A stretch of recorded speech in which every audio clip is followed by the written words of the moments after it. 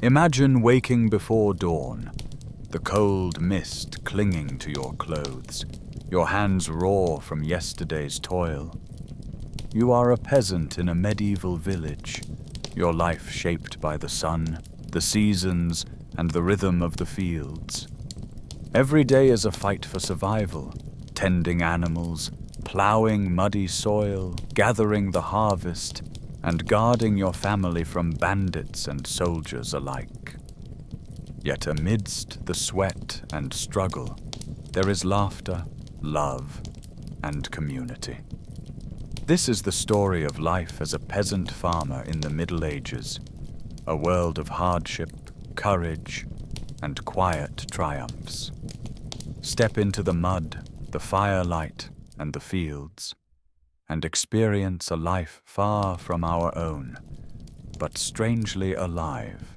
To understand what it meant to live as a peasant farmer during the Middle Ages, one must first set aside modern assumptions. The world of the medieval villager was not merely a life of mud and misery, nor was it a romantic pastoral scene of simple country living. It was a life defined by rhythm, of seasons, of work, of religious festivals, and of quiet endurance. It was also a life rooted in relationships, to the land, to one's lord, to one's neighbors, and to God. Peasant life was hard, yet it was also full of community, stability, and traditions that shaped every thought and action. The peasants who lived between the 10th and 15th centuries belonged to the vast majority of the population, nearly 85 to 90% of all people in Europe. Kings, knights, nobles, bishops, these figures dominate the history books, but the real fabric of medieval society rested on the shoulders of those who worked the soil. Without their labor, castles would not have been built, armies would not have been fed, and cities would never have grown. Their world was small, often extending only a few miles from where they were born, yet their daily efforts sustained an age. Most peasants lived under the feudal system, a vast and interconnected web of duties and obligations. Imagine a great pyramid. At the top, the king, holding theoretical ownership over all land. Beneath him, his powerful nobles. Beneath them, lesser lords and knights. And at the base of it all, the peasants, tenant farmers who lived on and worked land owned by someone else. They paid for their right to farm through labor, rent, and loyalty. In return, they received protection, stability, and access to land they could call home, even if they never owned it outright. But peasant is a broad term. Not all peasants were equal. Some were free peasants, able to rent land from a lord and move if they wished. Many others were serfs or villains, bound to the manor where they were born. This did not mean they were slaves. Serfs had rights, families, and homes, but they were not fully free. They could not simply pack up and leave, nor could they marry or transfer land without the lord's permission. Yet even within these constraints, most lived out stable lives, knowing precisely what to expect from one season to the next. A peasant's world was overwhelmingly rural. Villages were small clusters of thatched cottages, surrounded by rolling fields divided into long, narrow strips. These strips formed the peasant's livelihood and were scattered about the village to ensure fairness. No single farmer would gain all the good soil or suffer all the poor ground. Work was communal, often performed alongside neighbors, with villagers sharing oxen, tools, and labor. No one survived alone. Cooperation was not only practical, it was essential. Life revolved around the agricultural calendar, a cycle as predictable as the rising sun. Winter was a time of hunger and waiting. Spring brought plowing and sowing. Summer brought long days of weeding and tending livestock. Then came the harvest, the most crucial season of all, when the entire village moved in a frenzy to gather the crops that would sustain them through the next winter. Failure was disastrous. A poor harvest meant thin months, perhaps even famine. Every task carried weight, and every able body, from small children to the elderly, had a part to play.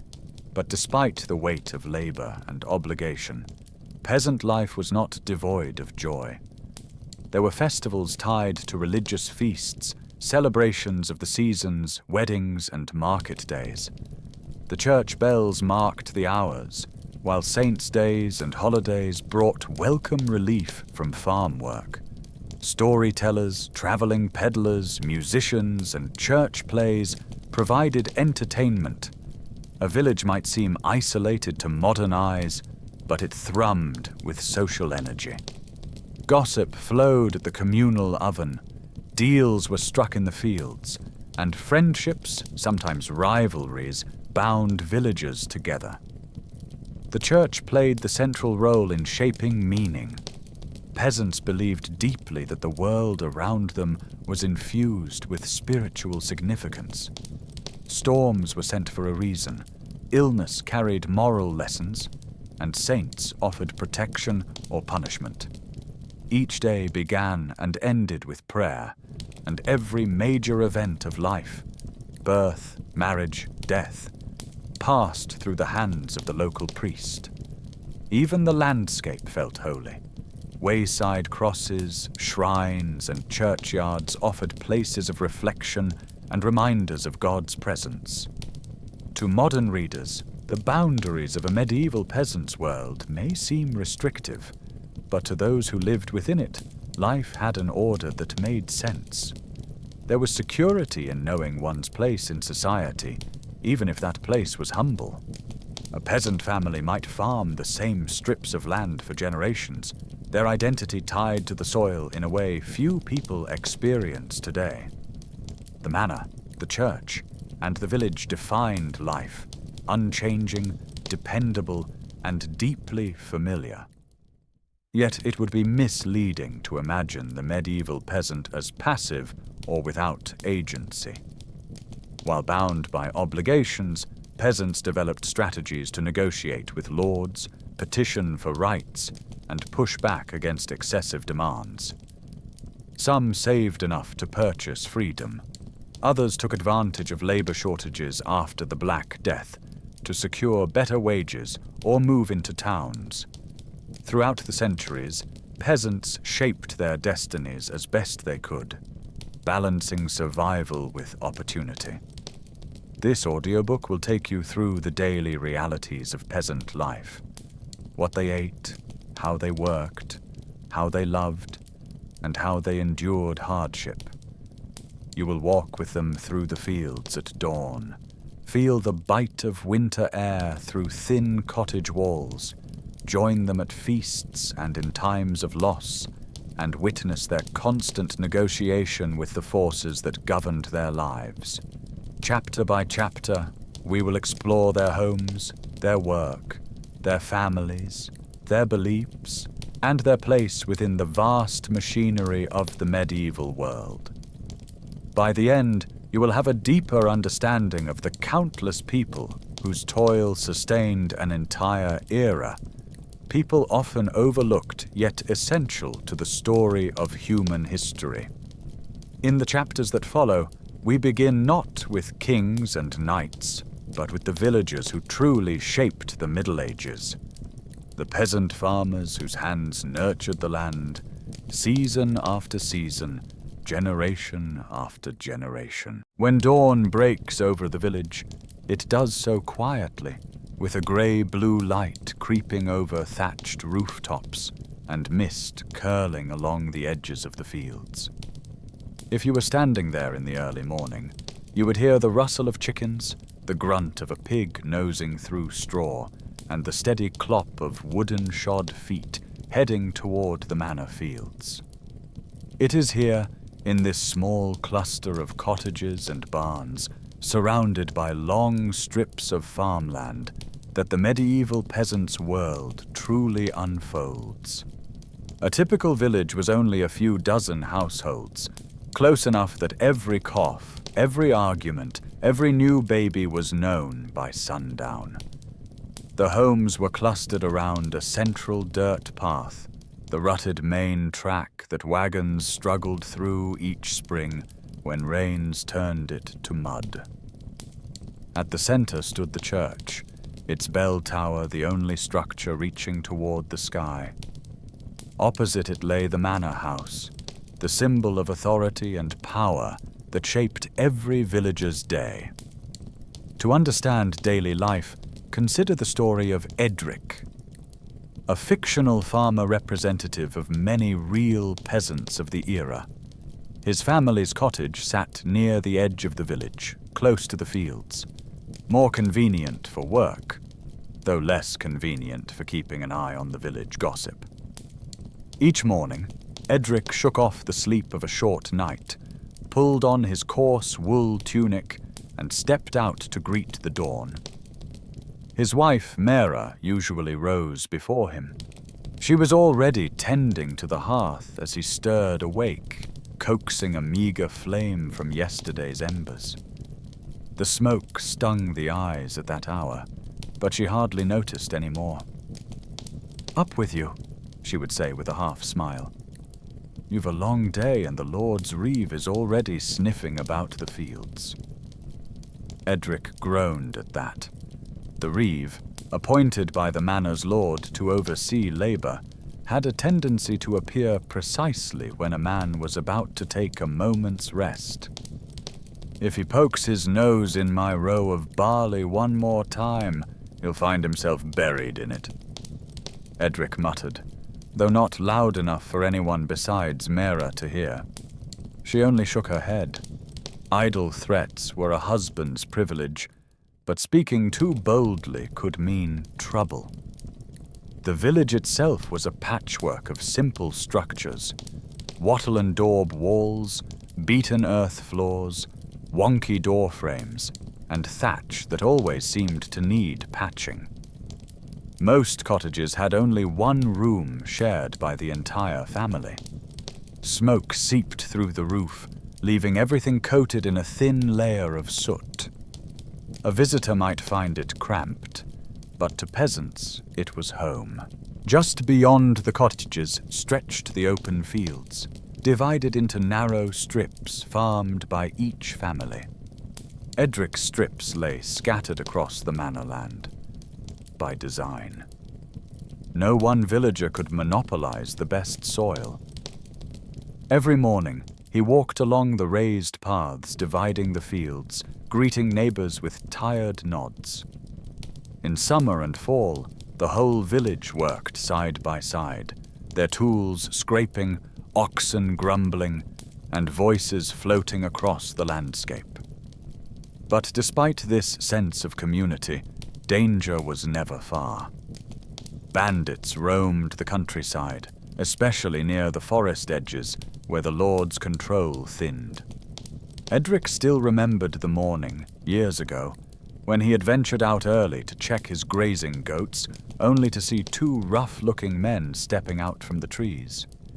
They wore patched cloaks and had the hungry, jittery look of men who lived by taking from others. One held a small knife, the other carried a sack already full of something that clinked faintly. "Fine morning, farmer," said the man with the knife, though his tone suggested he didn't particularly care about Edric's morning. Edric had no coin to offer even if he'd wanted to. He raised his hand slowly. "Nothing here worth taking," he said. "Only scrawny goats and my skin, and you won't want that either." The men laughed at that. Luckily, a pair of other villagers approached along the path, and the bandits vanished into the underbrush as quickly as they'd come. But from that day, Edric always carried a stout walking stick when he ventured near the woods. He never spoke of the encounter much. No peasant wanted to admit fear, but it stayed in the back of his mind. Even today, when he saw strangers on the road, he felt a prickling in his spine. Yet danger wasn't only from outsiders. Sometimes it came from within the village dynamics themselves. Take the manorial court, held several times a year. Villagers gathered in the manor house's large hall, where the lord, or more often his steward, heard disputes. Edric once stood before the court when his neighbor accused him of letting his pigs stray, claiming they'd rooted up the neighbor's precious turnips. The case ended in laughter when the steward decided both men's pigs had been guilty of wandering and fined them equally. Edric joked afterward that the pigs had better manners than the steward, but he made sure the lord never heard that. Every action, every quarrel, and every field dispute fell under the manor's authority. The villagers depended on the lord for protection, but the lord relied on their rents and labor. It was a constant negotiation, unspoken yet deeply felt. Despite these tensions, camaraderie was strong. When the mill needed repair, men gathered to patch the wheel. When a cottage burned, a frequent tragedy, given the open hearths and dry thatch, the entire village helped rebuild it. And when the church bell rang out for Mass or a feast day, even the tired and the grumbling came together. Mera often said the village was like a woven basket, strong only when every reed held its place. Still, daily burdens wore on a man. Edric returned home each evening with his shoulders aching from turning the soil and his mind heavy with worries. Would the weather hold? Would the Lord demand extra labor this week? Would his eldest son survive another winter? These thoughts stayed with him even as he sat by the hearth, eating coarse bread and vegetable pottage. Sometimes he spoke them aloud. Sometimes he didn't. Mera had a way of reading his silence. "There will be good years and bad," she would say, stirring the pot. "But we endure them all the same." And endure they did. For all its hardships, the village was a place of stability. A small world, yes, but a world whose rhythms were deeply understood. The manor loomed over their lives, but it also gave structure. The fields demanded back-breaking work, but they also offered life. The dangers were real, the obligations heavy, and yet through it all, the people persisted with a stubborn, quiet resilience. This was the medieval village, tight-knit, vulnerable, hard-working, and endlessly alive with small triumphs and struggles. And in this world, the peasant's daily life unfolded, not as a grand historical narrative, but as a tapestry of ordinary moments, stitched together by sweat, fear, laughter, and hope. For all the work Edric did in the fields, it was his cottage that defined the boundaries of daily life. A space so small and smoky that anyone unfamiliar with medieval living might think it impossible to sleep, cook, raise children, store grain, and house animals under one roof. And yet, for Edric and Mera, that humble cottage was the center of their world. From the outside, their home looked like nearly every house in the village. Walls of wattle and daub, a patch-tested roof of thatch, a rough wooden door that never quite shut without a stubborn shove, and a single narrow window with a shutter made from leftover planks.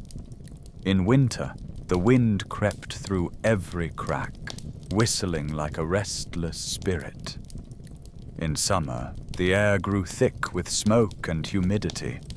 But no matter the season, The hearth at the center of the cottage glowed with the soft, comforting light that kept the family together. Inside, the cottage's floor was little more than packed earth, hard, uneven, and damp after a long rain. Rushes were scattered across it to soften the feel and absorb spills, though after a few weeks they tangled into a mess of straw, crumbs, and bits of ash. Every so often, Mera swept out the worst of it and replaced the rushes, grumbling that the children had the amazing ability to track in mud no matter what she did.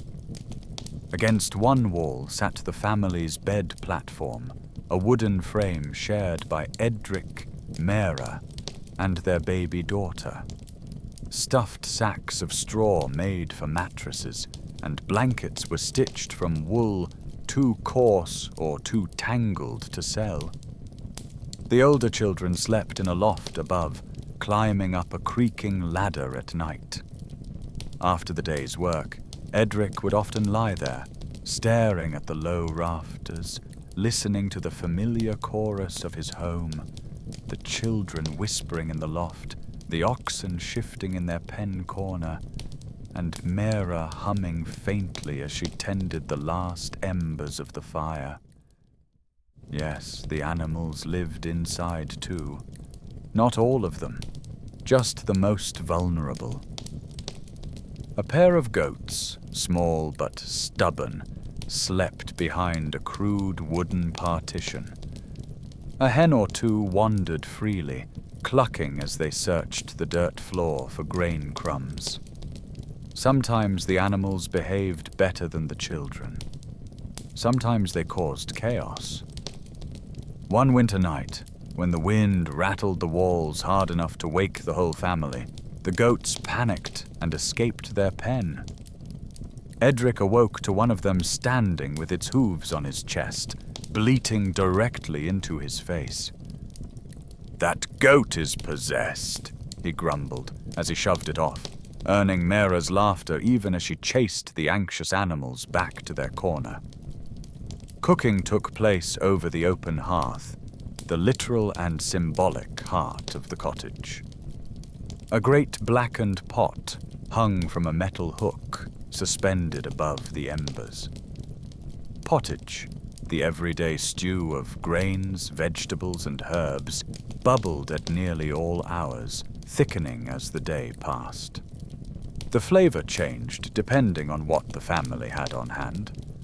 On good days, dried peas, onions, or a pinch of pork fat added richness.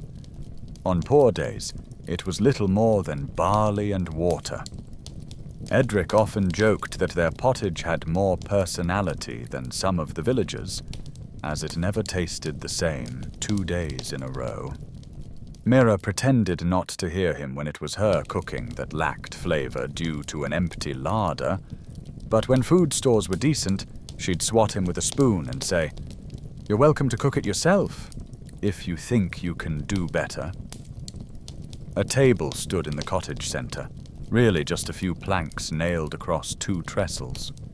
On feast days, it held bread, cheese, and perhaps salted fish or roasted rabbit. On ordinary days, it held wooden bowls and trenchers carved from stale old bread. The children ate eagerly, scraping the bowls clean.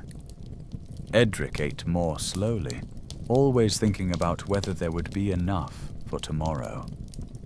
Hunger was never far from mind. Even in good years, a single spoiled crop or early frost could thin a family's meals. Tools hung from the rafters, sickles, ropes, patched-up baskets. Along one wall leaned the long-handled wooden plough that Edric used whenever he was assigned work on the Lord's domain fields. The plough blade, iron and precious, was carefully oiled and protected. Edric often said it was the closest thing they owned to treasure. Mera counted that the baby was the real treasure, and Edric agreed. though he also made sure no one touched his plough. One of the cottage's most precious spaces was the storage nook, a narrow, dark corner behind a curtain of burlap. Here the family kept their winter grain supply, protected as best they could from rats and damp. Edric checked it daily. A missing handful of barley might mean a rat problem. A missing sack might mean a neighbor in desperate straits had slipped in. Theft was rare, but not unheard of.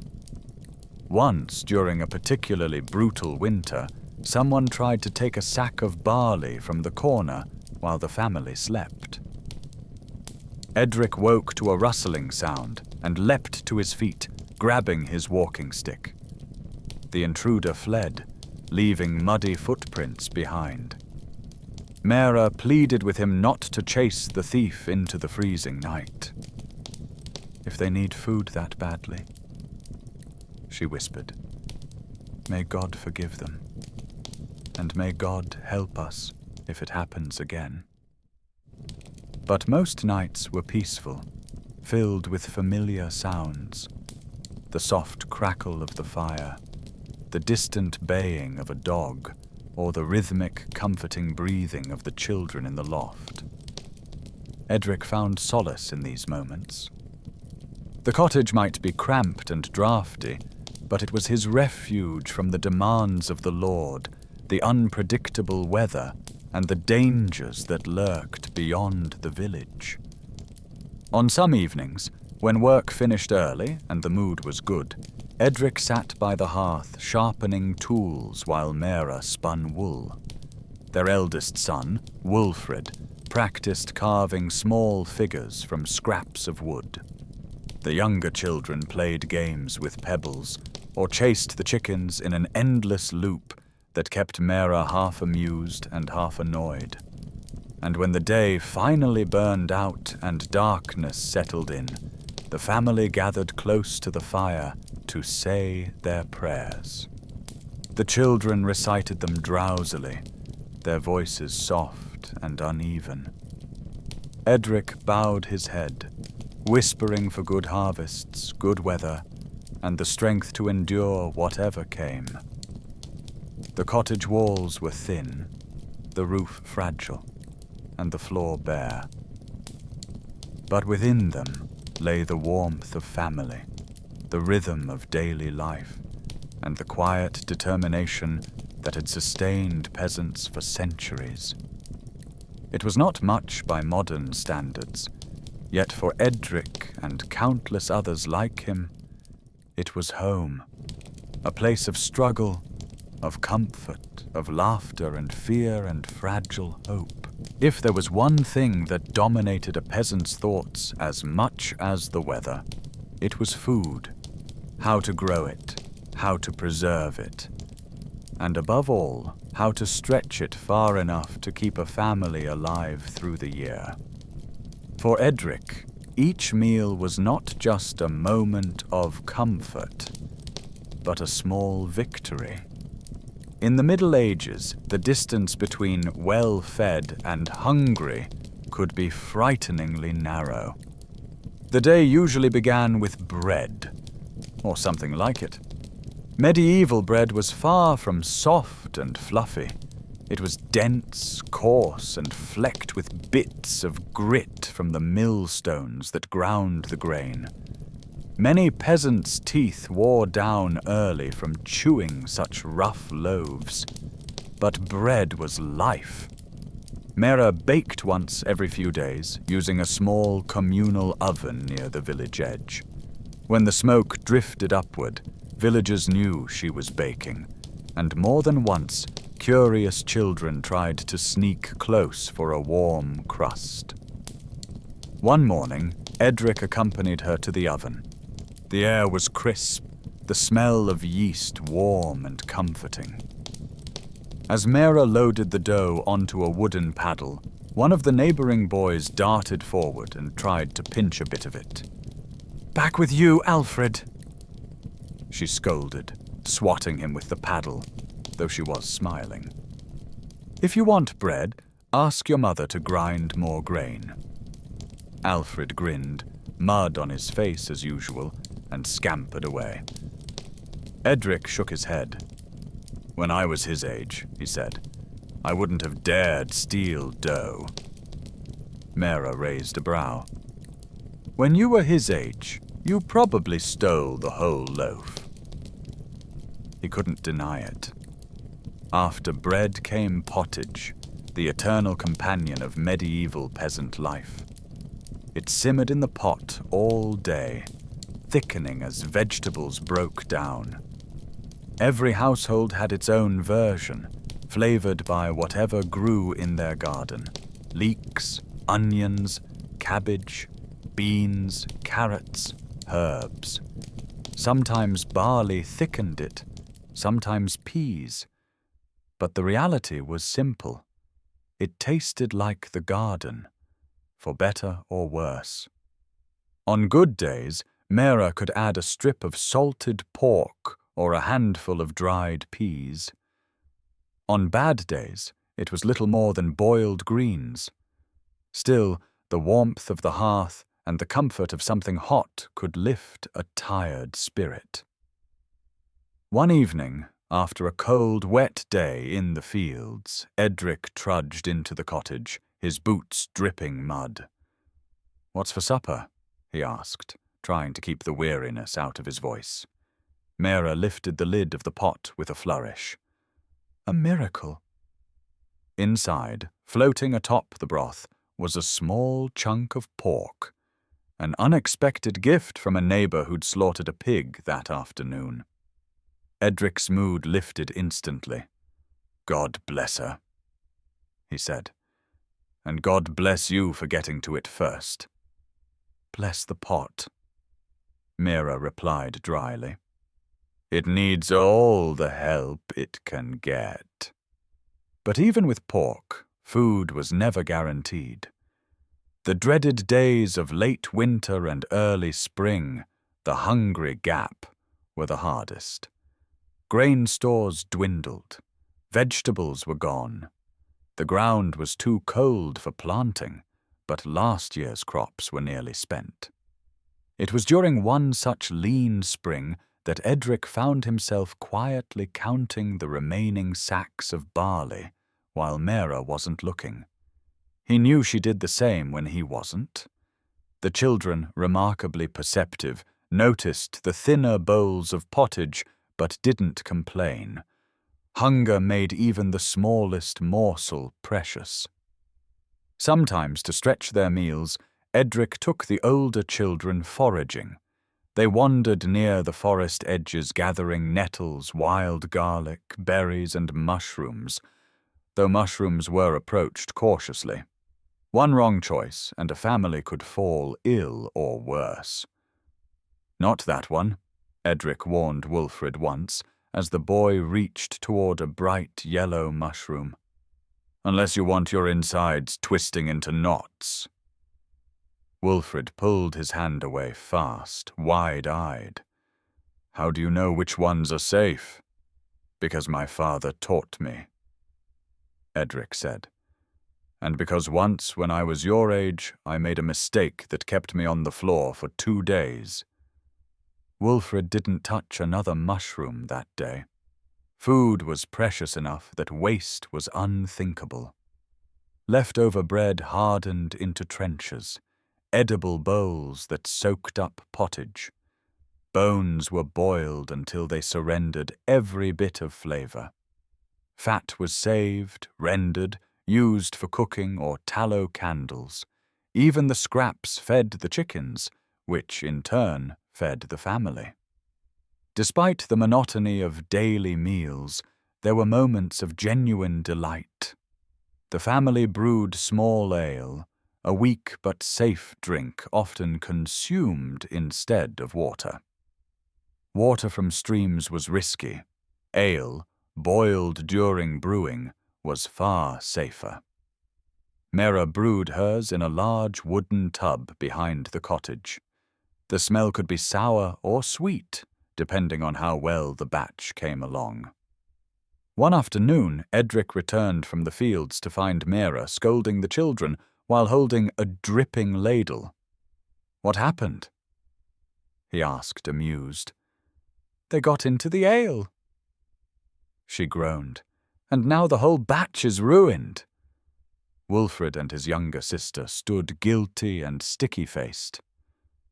"We only wanted to taste it," Wilfred explained. Edric tried to look stern, but laughter slipped out. "Well, now you know. It tastes better finished than half fermented." But food also connected the family to the larger community. Village feasts, Christmas, Easter, harvest celebrations were rare but joyous. The Lord often provided meat, beef, pork, or venison if he felt generous. The communal table overflowed with bread, pastries, ale, and sometimes even spiced dishes unimaginable during the ordinary year. Edric still remembered the last harvest feast. The reeve had slaughtered a bull, and the smell of roasting meat drifted across the village all afternoon. By sundown, the entire community gathered near the manor hall. The music started. Children danced. The adults laughed louder than usual. Even the Lord descended from his high seat to watch the festivities, though he kept his distance. Edric sat with Mera and the children, carving small pieces of meat for each of them. "Eat your fill," he told them, smiling. "We've earned this." It was in these moments that the harshness of peasant life loosened its grip. Bellies were full, spirits were high. The worries of the fields and the empty winter larders drifted away, just for a night. But the feast always ended, and dawn always came. And when it did, the daily struggle for sustenance resumed. Still, through clever gardening, careful storage, shared labor, and the quiet determination that seemed bred into every villager, families like Edric's survived. Their meals were simple, their ingredients humble, but around the hearth, with bowls in hand and firelight dancing on the walls, they found warmth, humor, and a sense of enduring resilience. Food was never just food. It was life, hope, and often the only comfort in a world where so much was beyond their control. Life for Edric, and for every peasant farmer, was ruled by the seasons. The church bells marked the hours, but the sky and the soil dictated everything else. Each month had its own burdens, its own pace, and its own dangers. How a family lived in June was utterly different from how they survived in January. Spring. The awakening of the fields. Spring began not with flowers or bird song, but with mud. Deep, sticky mud that swallowed boots and oxen hooves alike. After months of frost and hunger, the ground softened, inviting work that must not be delayed. On the first warm morning of March, Edric slung his plough harness over his shoulder and stepped into the fields with the weary familiarity of someone who had done this every year of his life. His eldest son, Wilfred, trudged behind him, rubbing sleep from his eyes. "You'll wake once the oxen pull," Edric said, tightening the straps around the animal's massive neck. Wilfred groaned. "Why can't the younger ones do this?" "Because," Edric replied, "they're small enough to fall face first in the mud. And because I need the strong one with me." Wilfred brightened at that, even if he tried to hide it. Ploughing was brutal work. The soil, dense from winter, fought back against every push of the ploughshare. Edric's shoulders burned, his boots filled with water, and the cold morning air stung his face. But spring gave little time for comfort. Every peasant knew that a late sowing meant a late harvest, and a late harvest meant hunger. One spring, after days of rain, the village reeve declared that the Lord's domain fields must be ploughed immediately, rain or not. The mud was so deep that an ox became stuck up to its flank. Edric and 3 other men strained, ropes biting into their palms as they pulled the great animal free. When the ox finally lurched out of the muck, spraying them with mud, Edric fell backward into a puddle. Wilfred burst into laughter. Edric spat out a mouthful of muddy water. "If you laugh again," he growled good-naturedly, "I'm trading you for the goat." The work was miserable, but laughter, however muddy, made the day bearable. Summer. The endless days. By June, the fields shimmered with young grain, and work shifted from ploughing to weeding, repairing fences, tending livestock, foraging, and watching for threats. Summer heat meant bandits and wolves prowled more boldly. Once, while Edric and Wilfred repaired a broken section of fence, a shadowy figure lurked near the tree line.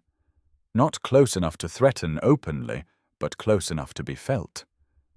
Wilfred whispered, "Father, do we run?" "No," Edric murmured without looking up.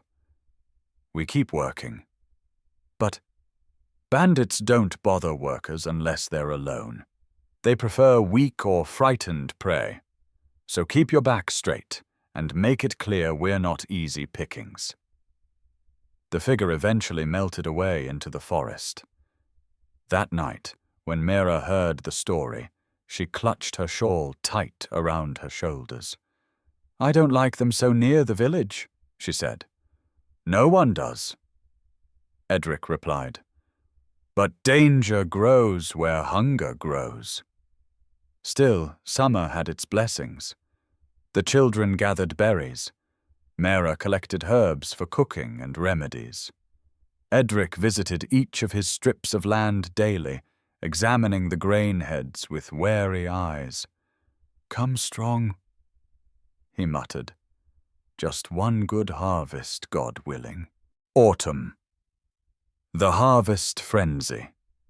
If spring was hard and summer hot, autumn was utter madness. Harvest was the village's heartbeat, a frantic race against rain, frost, and fading daylight. Everyone helped, men, women, children, even the elderly, who could still tie sheaves or scare off birds. Edric rose before sunrise with a knot of nerves in his stomach.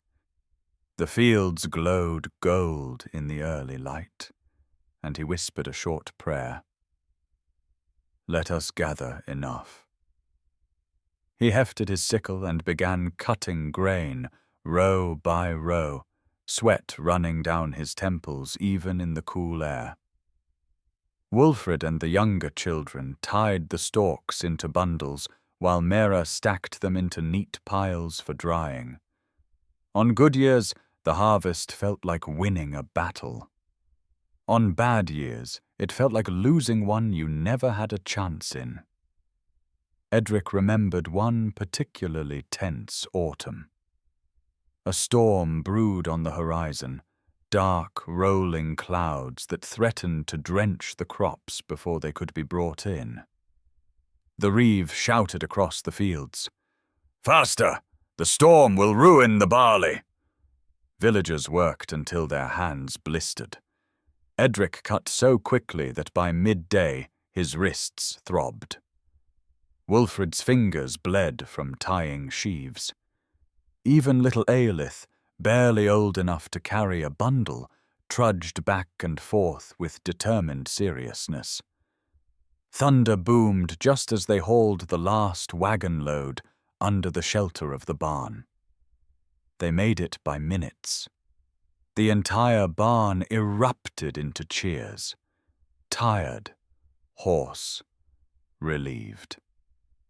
That night, though their muscles ached and their clothes were soaked from the storm that followed, the family ate with rare joy. The harvest was saved. Another winter would pass. Winter, the trial of endurance. Winter was not a season of work so much as a season of survival. The fields slept under frost. Even the animals grew quiet. Inside the cottage, the fire burned low but steady as the family huddled close for warmth. Winter brought long nights, empty days, and too much time to worry. Edric spent many evenings mending tools, repairing harnesses, or checking the grain store again and again, as though staring at it might make it multiply. He remembered one winter night when the wind howled like a starving beast. The shutters rattled so violently that one flew open, letting a blast of icy air sweep through the cottage. Mira leapt up to close it, but Edric heard something else. A faint, low sound outside. "What is that?" Wilfred whispered. Edric grabbed his walking stick and eased open the door. Snowflakes spun wildly in the darkness. At first he saw nothing. Then a shape moved, slow, lumbering. A wolf. Thin, desperate, its ribs visible even in the dark. It snarled softly, more weak than threatening. Edric slowly backed inside and barred the door. "What was it?" Mira asked. "Nothing we need to deal with tonight," he answered. The family slept uneasily, the wind and the wolf both scratching at the edges of their dreams. The rhythm of survival. The seasons shaped every thought, every choice, every breath. Spring pushed them into exhausting labor. Summer threatened drought and danger.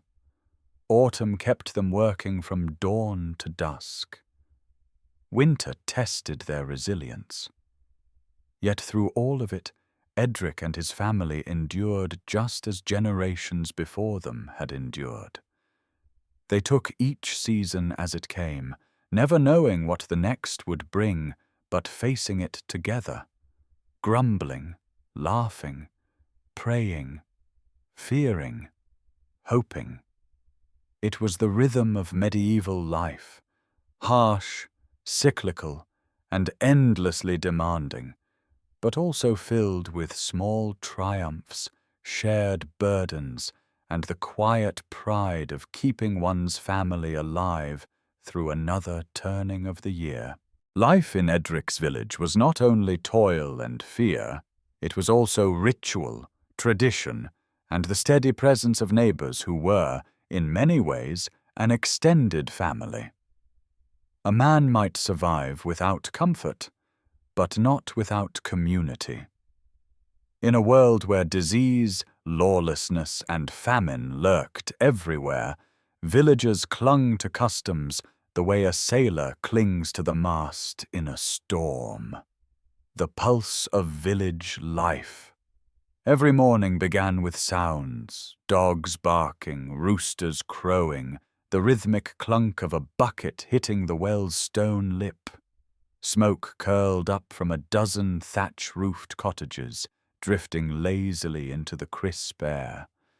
Edric liked to step outside before the children woke, just to breathe in the quiet of dawn. But quiet rarely lasted long. On one such morning, as he stretched his stiff back, old Oswin limped past with a scowl deep enough to split his face in two. "Your geese were in my garden again," Oswin said, waving his walking stick. Edric rubbed his temples. Oswin, I don't have geese. Well, Oswin snapped. Someone's due. That's true. The old man blinked in confusion, then muttered something unintelligible and hobbled away. Mira stepped out behind Edric, suppressing a laugh.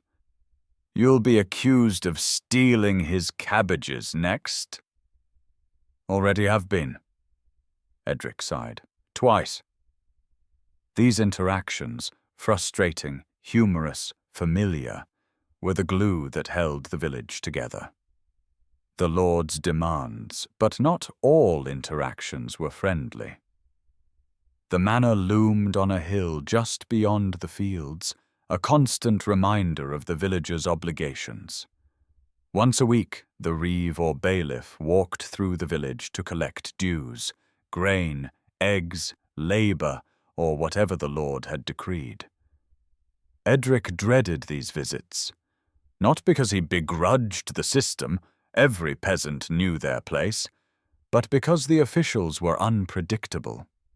One summer afternoon, as Edric repaired a wheel, Bailiff Harland strutted down the row of cottages like a rooster convinced he owned the yard. Miller's son broke his arm, Harland barked. I need 2 men to work the Lord's granary. Edric didn't look up. I worked it last week, and now you'll work it again. Mira, standing nearby, folded her arms. He's been on those duties more than any man this month. Harland's eyes narrowed. Is your wife speaking for you now, Edric? Edric stood slowly, meeting the bailiff's gaze. No, sir, but she speaks true. Harland glared, but after a long beat he jerked his chin. Fine. Wulfrid, then. Wulfrid froze mid-step, pitchfork in hand. Me? You're big enough to lift sacks. You'll report at dawn. As Harland marched away, Wulfrid whispered, Father, is that punishment? Edric rested a hand on his son's shoulder. No, it's life. Best learn it now. The burden of feudal duty hung over every villager like a second, invisible plough yoke. Festivals and feasts.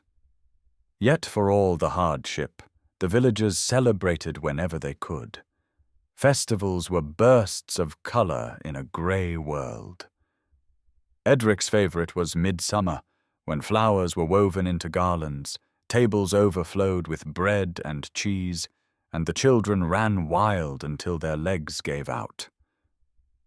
On the morning of one Midsummer's Eve, Edric watched Eilith braid flowers into her hair, while Wulfrid carved a small wooden whistle as a gift for his sister.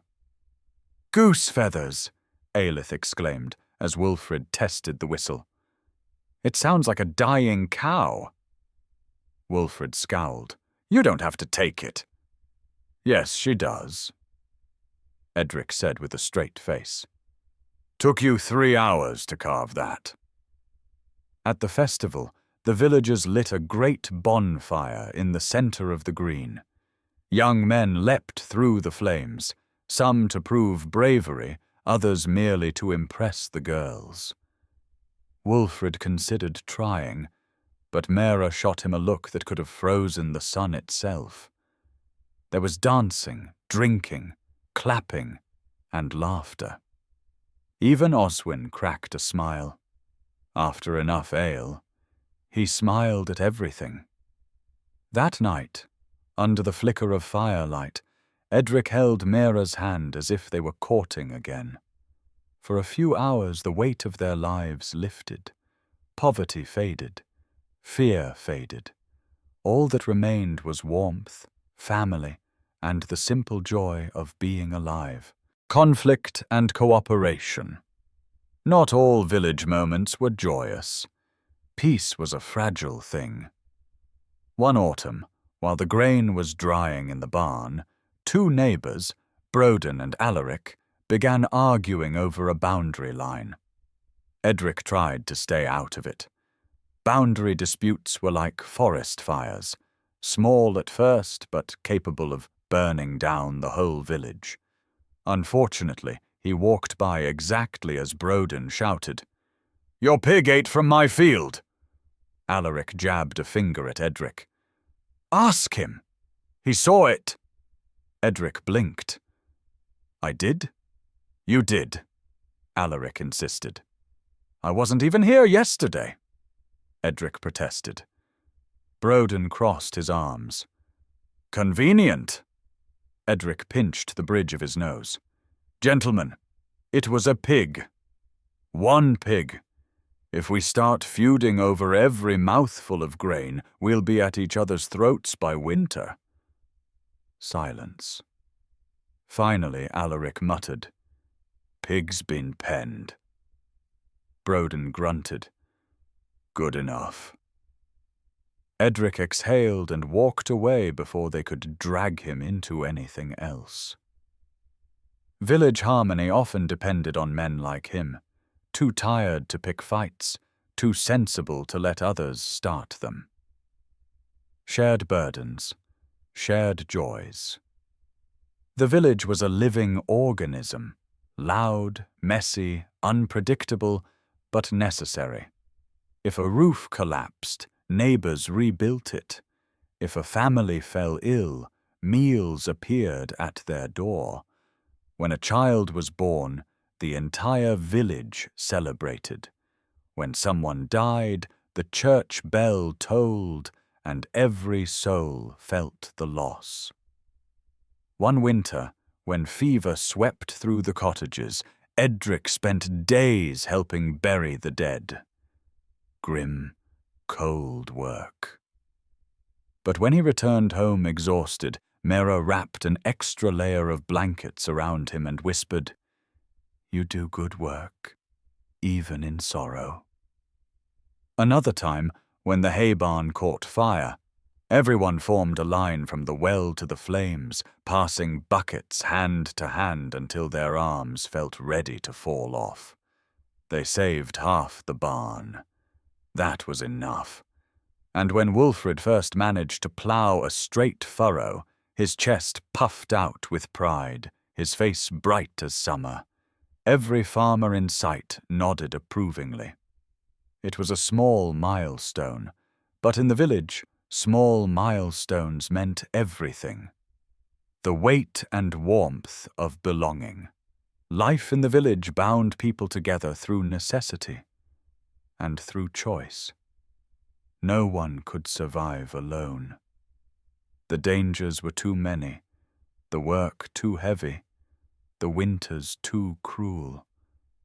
Edric sometimes dreamed of freedom, of land that was truly his, of days when he could rest without a Reeve's order hanging over him. But when he looked around at his neighbors, at Oswin muttering to himself, at Broden chasing his runaway pig, at Mera laughing with the other women by the well, he realized something important. He belonged here, among these people, on this land, in this humble tangle of friendships, disputes, shared meals, and shared burdens.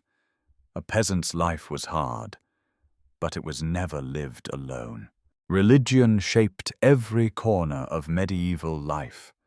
For Edric and his family, the church was not simply a place of worship. It was the center of the village's calendar, the keeper of its records, the mediator of disputes, and the source of both comfort and fear.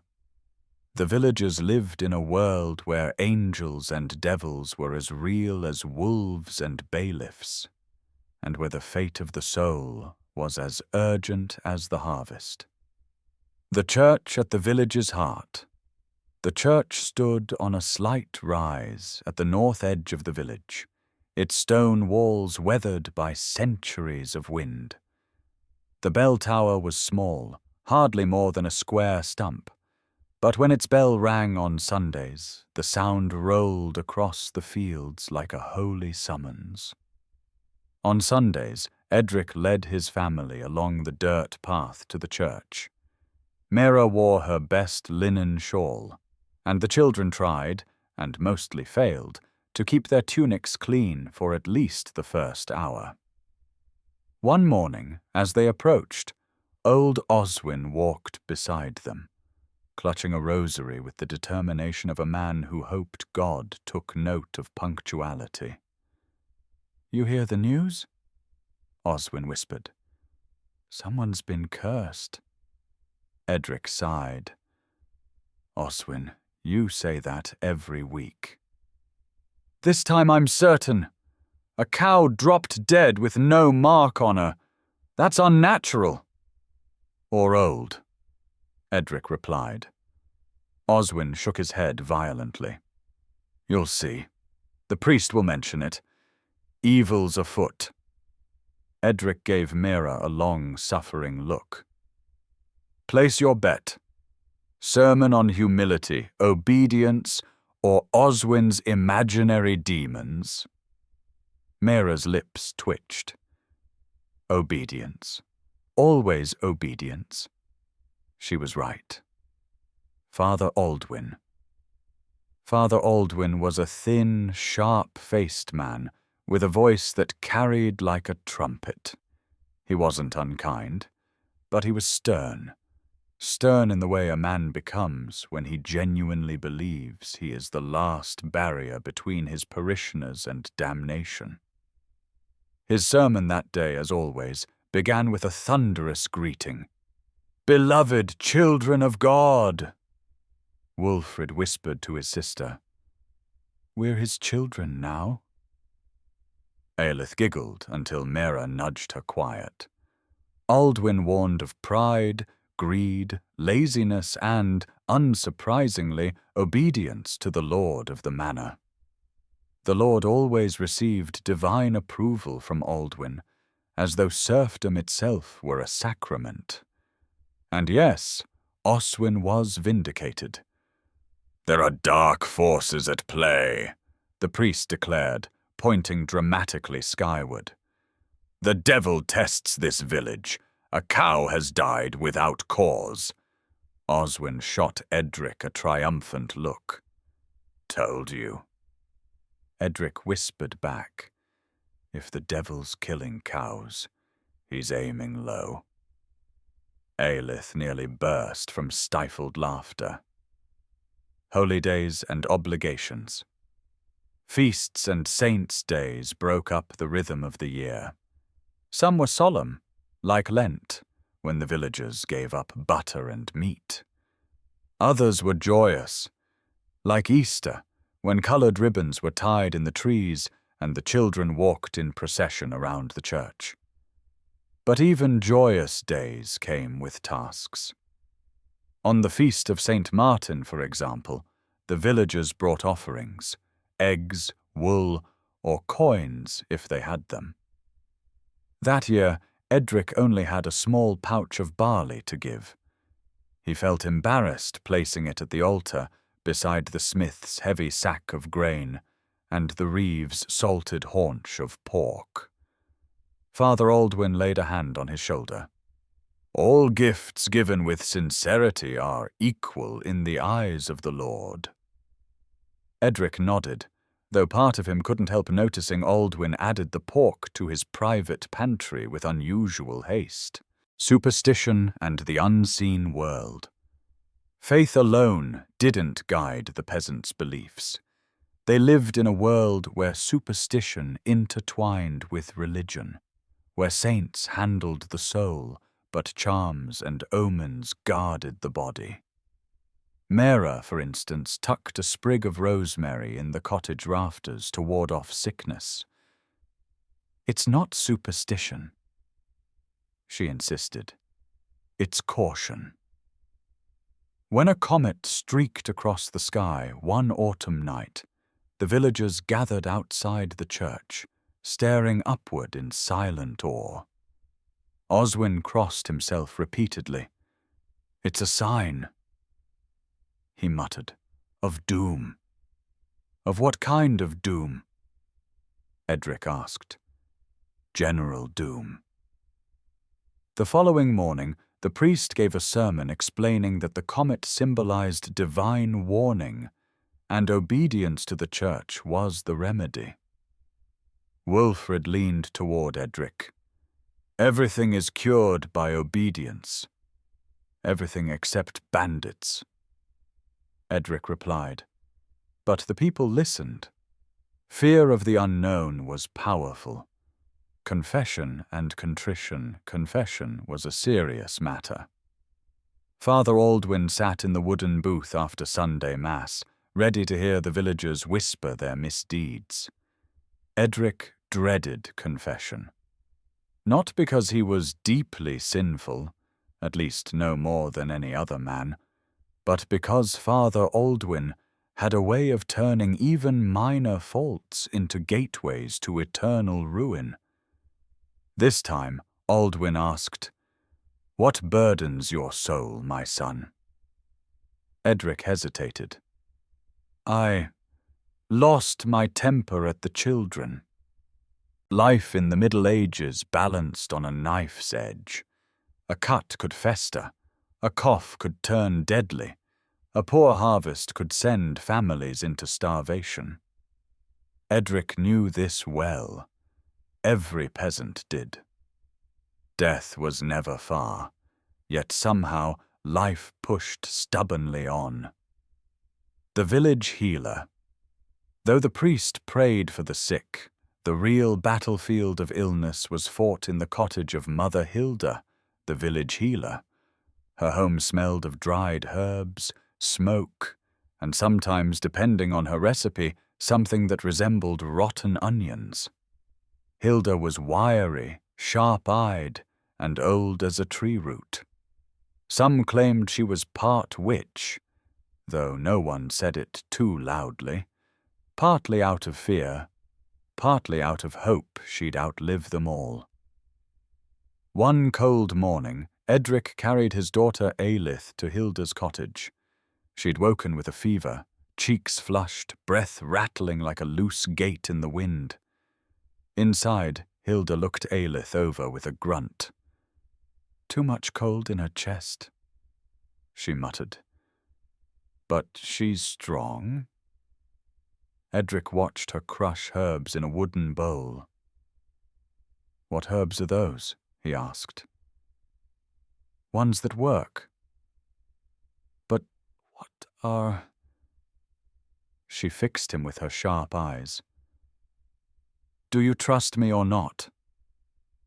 He did. Everyone did. You had to. She brewed a foul-smelling potion and forced Aelith to drink it. The girl gagged, tears streaming down her cheeks. "Good," Hilda said. "If she hates it, it'll help." Aelith slept deeply that night, her fever easing by morning. Hilda was right. Edric never asked what was in the potion again. The strange cures of the Middle Ages. Healing was a mixture of old wisdom, superstition, and sheer desperation. For a sore throat, villagers tied warm onion skins around the neck. For worms, they swallowed mashed garlic. For fevers, they wore amulets blessed by the priest. Once, Wilfred got a thorn lodged deep in his foot. Hilda took one look and said, "Needs leeches." "Leeches?" Wilfred shouted, horrified. "Aye," she said. "Best way to draw out the bad blood." Wilfred turned pale. Edric wasn't thrilled either. "Can't I don't know, pull it out?" he asked. "No, Thorn's cursed." "Cursed?" Wilfred yelped. Hilda waved him off. "Everything's cursed until fixed." So Wilfred sat trembling while Hilda attached 2 plump leeches to his foot. Edric watched his son's face twitch with every squirm of the creatures. When it was over, Hilda yanked out the thorn anyway, muttering, "See, loosened by the leeches." Edric wasn't convinced, but Wilfred walked normally the next day, so the leeches, cursed or not, did their job. The fear of plague. But not all illnesses were small. Stories drifted from distant towns, stories of a sickness that blackened the skin and killed within days. Father Aldwin called it God's scourge. Hilda called it something worse. One summer evening, a peddler passed through the village, pale, sweating, trembling. He sold a few trinkets, then collapsed near the well. Edric and the reeve carried him to the shade. The man whispered through cracked lips, It's begun in the south. Sickness, spreading fast." The reeve stiffened. "Is it the plague?" The peddler gasped once more and lay still. Silence fell over the square. Mera clutched Edric's arm. "We must keep the children indoors." Oswin muttered prayers under his breath. Hilda examined the man, her hands steady. "No swellings," she said. "No dark spots. Not the Black Death." She exhaled. "Likely fever. Exhaustion." The villagers relaxed, just barely. But the shadow of plague lingered in their minds for weeks. Death travelled easily, and it never travelled alone. Childbirth, a dangerous miracle. Childbirth was the greatest gamble of all. When Mera went into labour with their youngest, Aelith, the entire cottage transformed into a tense, frantic haven. Hilda arrived with her satchel of herbs, towels, and blessed charms. The children waited outside, whispering nervously. Edric knelt by Mera's side, holding her hand as she gritted her teeth against each wave of pain. "You've done this before," he whispered. "Yes," Mera panted. "Each time I remember why I don't want to do it again." Hilda barked orders. "Heat the water! Bring the clean linens! You stop staring and start praying!" Edric wasn't sure if she meant him or the children. The labour dragged on for hours, long enough for evening light to fade into the pale glow of candles. Mera cried out, sweat beading on her brow. "You're strong," Edric whispered, voice breaking. "You're the strongest person I know." With a final exhausted push, the child let out a wailing cry, sharp, healthy, alive. "A girl!" Hilda announced triumphantly. Mera sagged back, tears streaming down her face. "Thank God!" Edric held the newborn, trembling with relief. Childbirth had stolen too many women and infants in the village. But this time, it had given life safely. He kissed Mera's forehead. "You did it, love." "We did it," she answered weakly. Death at the door. But not all stories had such endings. The winter after Aelith's birth, fever swept the village. Not a plague, just a harsh sickness that gripped lungs like icy hands. Children coughed through the night. Old men shivered constantly. A few cottages hung black cloth at the door, a sign of mourning. Edric spent his nights tending to his family, moving from one child's bed to the next, laying cool cloths on their foreheads, whispering prayers he barely remembered. One night, he collapsed beside the fire, head in his hands. "What if," he whispered to Mera, voice trembling, "what if we lose one?" Mera placed her hand over his. "Then we will survive the grief and keep living. That's what families do." In the end, their children pulled through, but 3 others in the village did not. Small graves appeared in the churchyard, each one a reminder of how fragile life remained. Resilience in the face of uncertainty. Despite the constant threat of illness, peasants lived with remarkable resilience. They brewed herbal remedies. They shared food with sick neighbors. They helped dig graves when grief overwhelmed a family. Life was too difficult to allow suffering in isolation. One evening, after helping bury another villager, Edric returned home exhausted. The fire crackled softly. Mera placed a warm bowl of stew in front of him. "We're still here," she said gently. Edric nodded. "By God's grace." Then, after a moment, "And by Hilda's potions." From the corner, Wulfred muttered, "And her cursed leeches." Aelith snorted with laughter.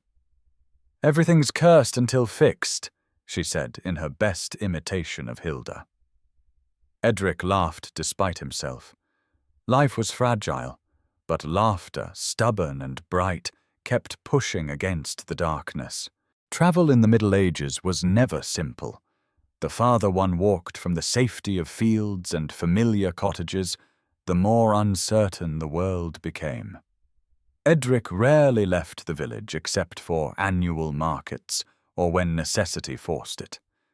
Still, even those short journeys taught him that the world beyond his fence was vast, unpredictable, and often dangerous. The reluctance to roam for peasants like Edric, home was safety.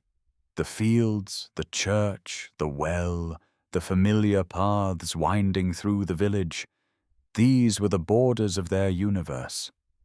The wider world held storms, bandits, sickness, and strangers whose intentions were impossible to read. Edric once heard a traveling monk proclaim during a sermon, "Travel is temptation. The devil lives on the road." Oswin, standing beside Edric, muttered, "Then he must have set up camp right outside the village, because bad luck starts the moment I step on that path." Edric tried not to laugh during the sermon, but he knew exactly what Oswin meant. Travel was uncomfortable, exhausting, and dangerous. And yet the village needed goods.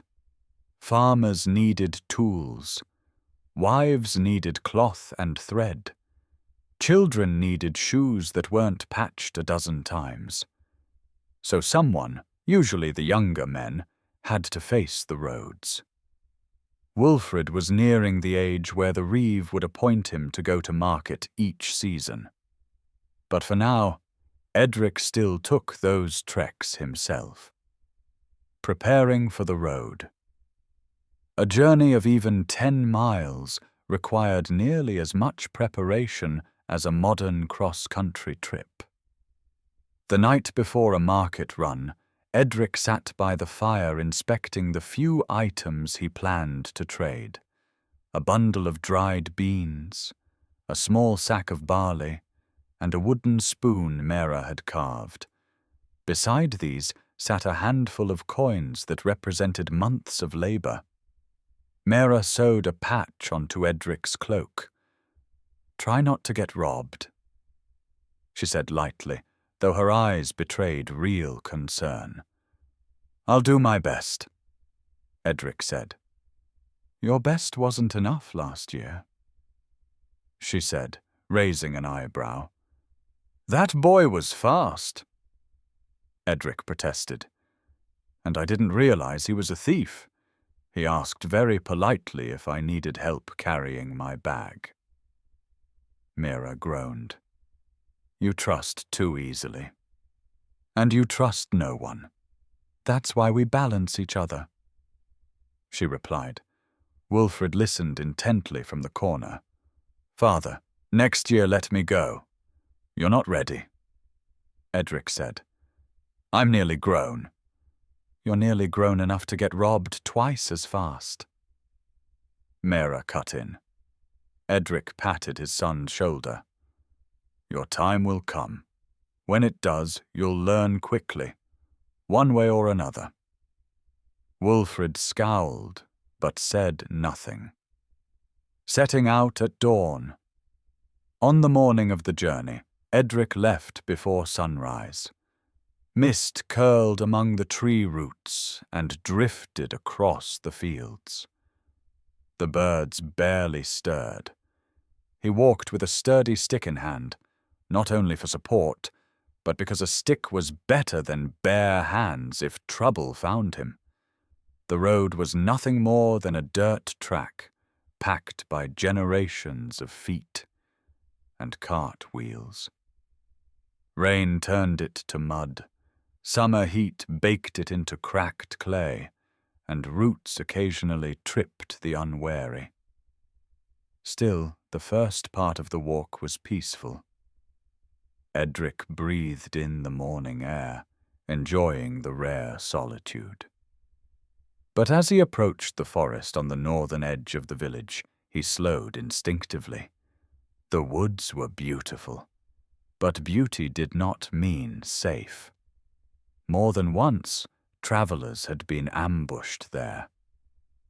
A suspicious encounter on the road. About a mile into the forest, Edric heard a rustle ahead. He froze, gripping his stick. A figure stepped onto the road, tall, hooded, face shadowed. Edric swallowed hard. Morning. The man stared, then nodded slowly. Morning. Edric tightened his grip. Good day for travel. Depends where you're going. Edric's heart thumped. If the man was a bandit, this conversation could turn quickly. Market at the crossroad, Edric said carefully. The man nodded again.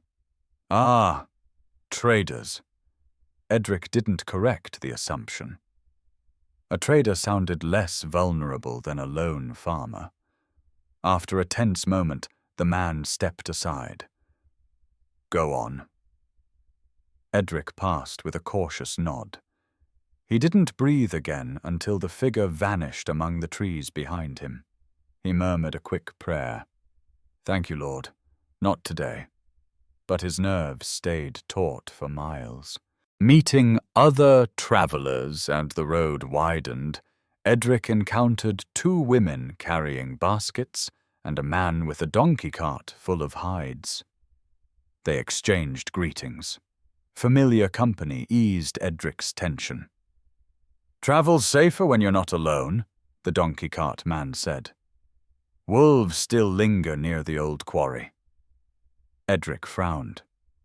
Wolves? In summer? The man shrugged. Animals don't follow seasons anymore. Hunger drives them. This was not reassuring. Still, a group offered comfort. They walked together, chatting about weather, harvests, and rumors. One woman claimed to have seen a noble procession the week before. 20 horses, silk banners, the whole thing, she said. Probably showing off, the man with the donkey snorted.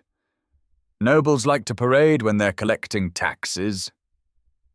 Everyone groaned in agreement. The market at the crossroads. By midday, the forest thinned, and the sound of voices drifted in the wind.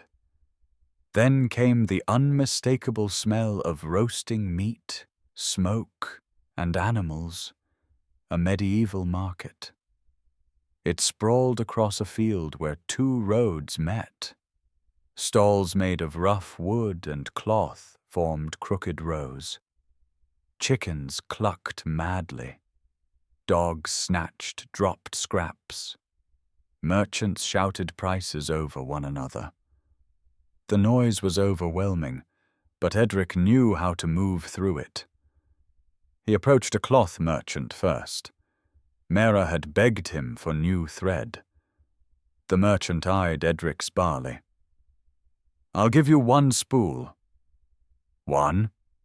Edric scoffed. "This is enough barley for 3. Not this year. Prices rise when harvest looks poor." Edric sighed. Everything always cost more than it should. Eventually, after several rounds of haggling, he exchanged barley for thread, beans for a replacement axe head, and his coins for salt, fresh nails, and 2 tiny wooden toys for the children. Before leaving, he bought a single sweet pastry from a baker, more sugar than any peasant ate in half a year. "For the children?" the baker asked. "For their father," Edric answered, taking a bite. Trouble at the market. But peace never lasted long. As Edric examined a copper pot, a commotion erupted near the livestock pens. A young thief, maybe 12, darted between crowds, a purse clutched in his hand. 2 merchants chased him, shouting. Without thinking, the boy ran straight into Edric. Bam! The boy bounced off him and hit the ground. The purse rolled to Edric's feet. The thief scrambled up, eyes darting to escape. Edric grabbed his arm. Firm, but not cruel. "Let me go," the boy cried. Edric looked at the purse, then at the boy. Thin, dirty, terrified. "Are you starving?" Edric asked quietly. The boy hesitated. "Yes," he whispered. Before Edric could decide what to do, the merchants arrived, panting and furious. "That's him! Thieving little rat!" The boy trembled. Edric released him slowly. "He's just hungry," Edric said. "Let him go." "He stole from me," the merchant yelled. "I should cut his hand." "His hand," Edric snapped. "For a purse? Your goods aren't worth a child's fingers." "He's a thief! He's a child!" The merchant glowered, but others were watching. A few murmured agreement. No one wanted bloodshed at a market. Reluctantly, the merchant snatched his purse from the ground and stormed off. The boy looked up at Edric, stunned. "Why did you help me?" Edric pressed a small loaf of bread into his hand. "Go, and try to live better." The boy fled into the crowd. Edric sighed. "And I'll be hearing about that from Father Aldwin for weeks." The return journey. The way home always felt longer. Edric's feet ached. His back throbbed under the weight of his sack. Still, he walked steadily. The forest was quieter in the evening, but no less menacing. At the same narrow bend where he'd met the hooded stranger, Edric spotted movement. He clenched his stick, but this time it wasn't a bandit. It was Wulfred. "Father!" the boy cried, running forward. Edric's heart flipped. "Wulfred, what are you doing out here?" "I was worried," Wulfred said. "You were gone too long." Edric exhaled. "I'm fine, but you shouldn't—" A branch snapped deep in the woods. Edric grabbed Wulfred's shoulder. "Walk. Now." They hurried down the road, not looking back. They didn't need to see the wolves to know they were there. A family's welcome. When Edric and Wulfred reached the village, Mera rushed from the cottage. "I was worried sick," she said, slapping Edric's arm. Not hard, but enough to convey her anxiety. I'm back, Edric said with a tired smile. No robbers, no disasters. Wilfred grinned. We were nearly eaten by wolves. Mira glared at him, then at Edric. Details, now! Edric laughed. Not tonight. I'm hungry enough to faint. Inside, he unpacked the goods. Aelith squealed at her little wooden toy. Mira examined the thread and kissed Edric's cheek. You did well, she said softly. Edric sank into his chair and exhaled deeply. It's a dangerous world out there. Mira placed a bowl of stew in front of him. Which is why we're grateful every time you come home. Edric looked around the small cottage, at the fire, the faces he loved, the safety of 4 walls. He nodded. Yes, he murmured. Home is worth every danger. The meaning of travel. Travel changed a man, not with grand adventures, but with quiet reminders.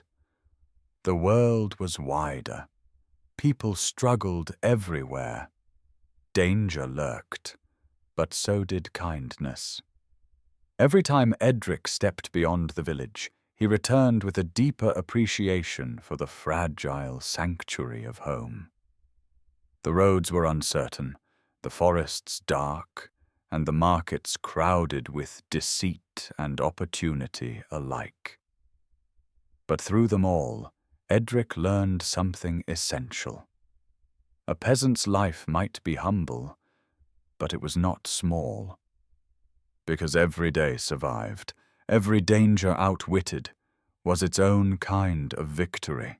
Living under the watchful eye of lords, reeves, and bailiffs meant that a peasant's life was never fully his own.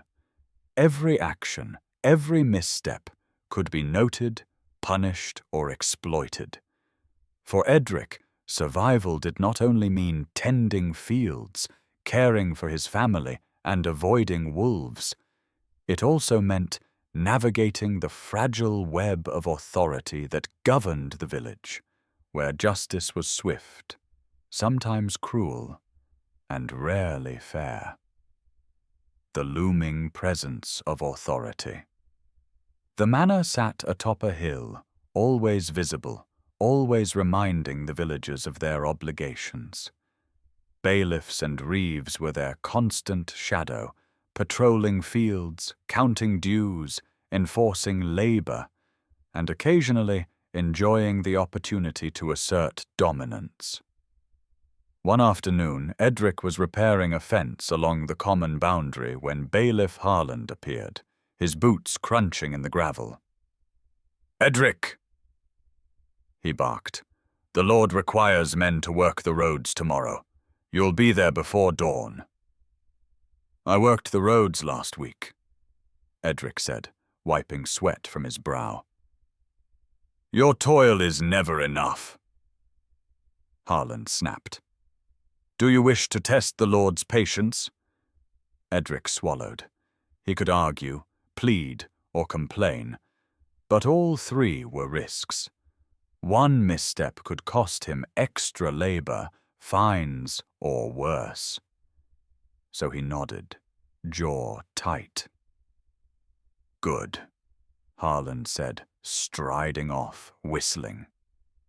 The shadow of authority passed, but the memory lingered, like a stone in Edric's chest. Crime and the village. Crimes in the village ranged from theft and drunken brawls to rare acts of violence. Even minor offenses could spiral into major consequences. Once, Wilfred accidentally broke a neighbor's fence while chasing a runaway goat. The farmer, Broden, marched straight to Edric's cottage, face red with anger. "You'll pay for this!" Broden shouted. Edric tried to calm him. "It was an accident. Wilfred meant no harm." Broden's scowl deepened. The Lord sees accidents as carelessness. You'll answer for it." So Edric traded a day of labor in Broden's fields, his body bending under the sun for a debt that was technically his son's mistake. He grumbled, muttering about unfairness. But he also knew the alternative, a formal complaint to the reeve, which might have escalated the matter further. Accidents, negligence, or misfortune rarely stayed private. They were recorded, remembered, and sometimes used as leverage by those in power. Fines and punishments. Fines were common, but punishments could be far worse. Villagers whispered about floggings, stocks, and even executions in neighboring towns. Sometimes a man stole grain or livestock and was forced to publicly return it, and then kneel before the Lord to beg forgiveness. Edric remembered the time a stranger wandered into the village, caught stealing chickens. He was paraded through the village, hands bound, head bowed, while the children pointed and laughed nervously. Later he was tied to the stocks for a full day, exposed to sun, rain, and ridicule. "That could be us," Wulfrid whispered to Edric. Edric nodded. "If we're careless or unlucky." The line between petty mistakes and serious crime was thin, and the consequences were heavy. Disputes and the role of the Lord. Many disagreements over land boundaries, livestock, or owed labor were settled at the Lord's hall. The Lord's word was final. Justice was not blind. It often favored wealth, power, and influence. Edric once watched a dispute between two villagers over a cow. One man claimed the cow strayed into his field. Both went to the Lord's hall, where the dispute was heard publicly. Witnesses testified, but in the end, the Lord ruled in favor of the man who had offered him a small sack of grain as assurance of loyalty. Edric felt a mix of awe and frustration. Power determined outcomes more than truth ever did. But challenging the decision was impossible without risking punishment. The fear of false accusation. False accusations were terrifying. A neighbor could claim theft, and the accused might spend weeks proving innocence, or worse, pay for crimes never committed. Edric's own father had once been accused of taking a small portion of grain. He spent a week hauling water and repairing fences for the Lord as a settlement, though the true thief had been caught later.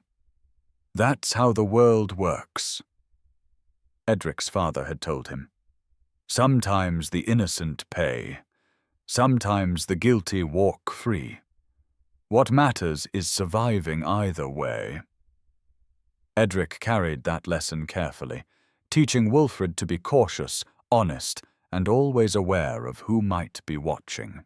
Community justice and vigilance. Despite the Lord's authority, villagers developed informal ways to police themselves. Eyes watched barns, neighbors spoke quietly about suspicious behavior, and disputes were often resolved before they reached the manor. Edric found these informal rules both comforting and frustrating. They maintained peace, but sometimes required him to intervene in matters he'd rather avoid. A drunken fight might erupt over a spilled jug of ale, and Edric would be the one to step between two furious men, hands raised, voice stern. "Enough!" he would shout. "Do you want the bailiff called? Because that's how we all lose our evening." Eventually, tempers cooled, bruises healed, and life returned to the quiet rhythm of fields and cottages. But each incident reminded everyone that the law, both formal and informal, was never far away. The weight of fear and obedience. The constant presence of authority shaped every action, every word. Peasants learned quickly to avoid unnecessary attention. Edric never travelled without a reason. Wilfred was taught to speak politely, even to strangers. Mera reminded the children not to take items from neighbours, even small things, lest gossip spread. The law was not only rules, it was an ever-present weight. And living under it required vigilance, humility, and sometimes ingenuity. Moments of mercy. Yet not all encounters with justice were harsh. Some lords, bailiffs, and priests showed leniency. A man caught fishing in the wrong stream might receive a warning instead of punishment. A thief might be spared the stocks if he offered a sincere apology and agreed to work the fields for a season. Edric experienced mercy once when he accidentally grazed his cattle on a neighbour's field. The man wanted to report him, but after hearing Edric's apology and seeing the family's efforts to repay the small loss, he relented. "Everyone makes mistakes," the farmer said.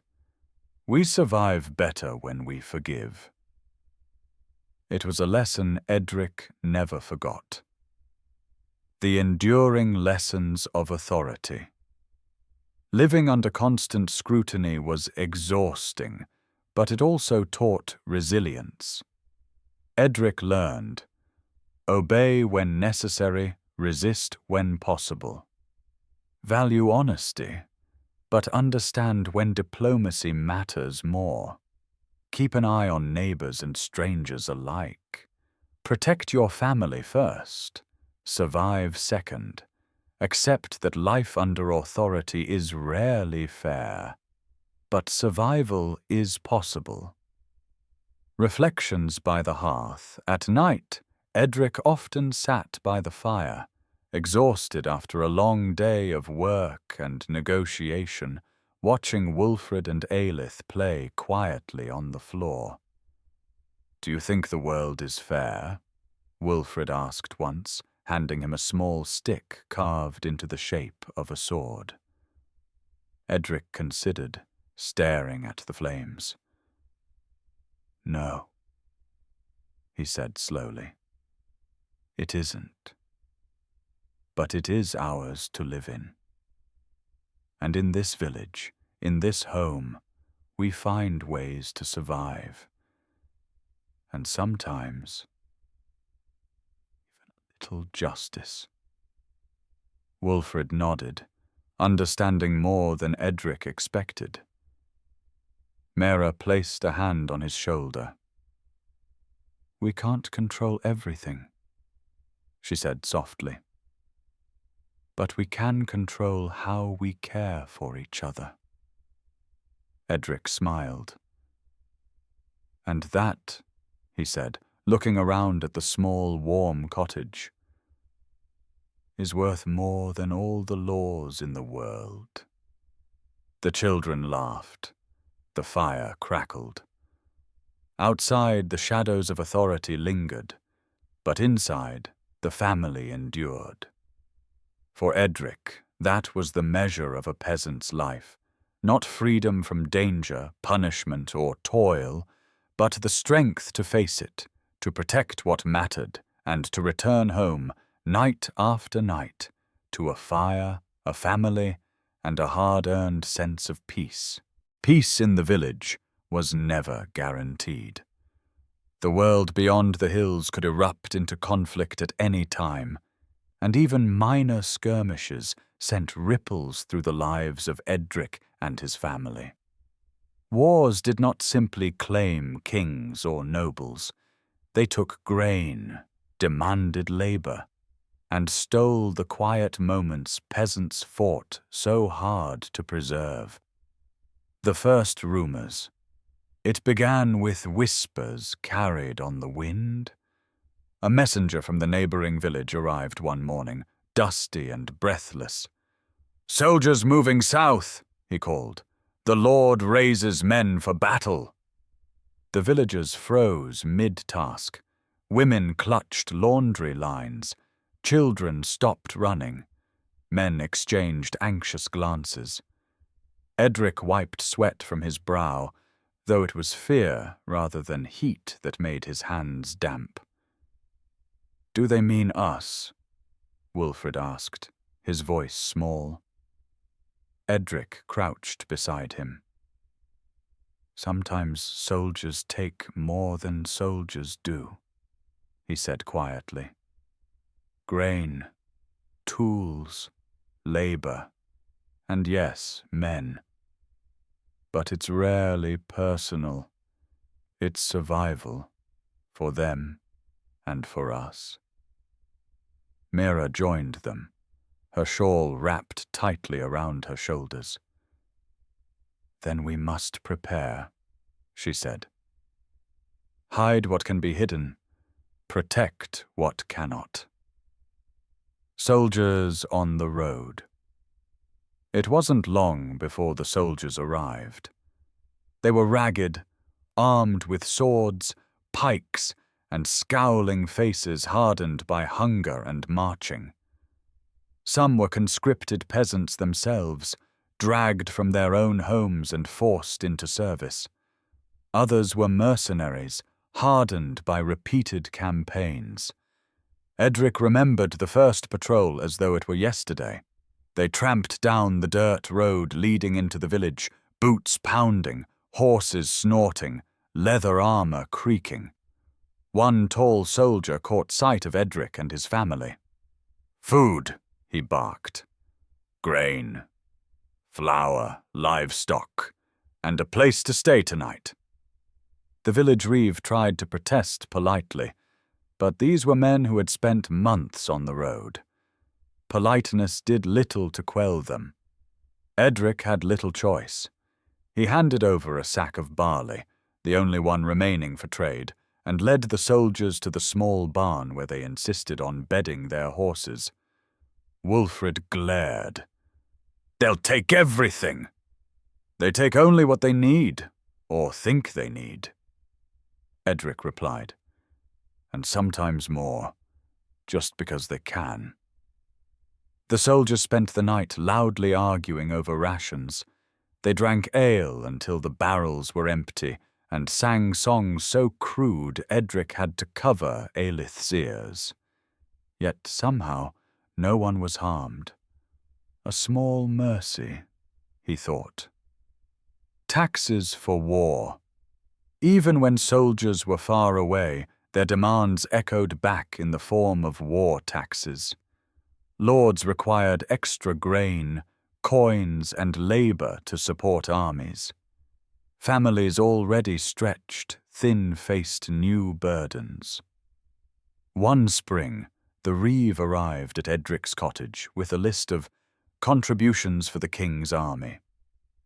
2 days' labor on the Lord's fields, the reeve read, and a bushel of barley. Edric's stomach sank.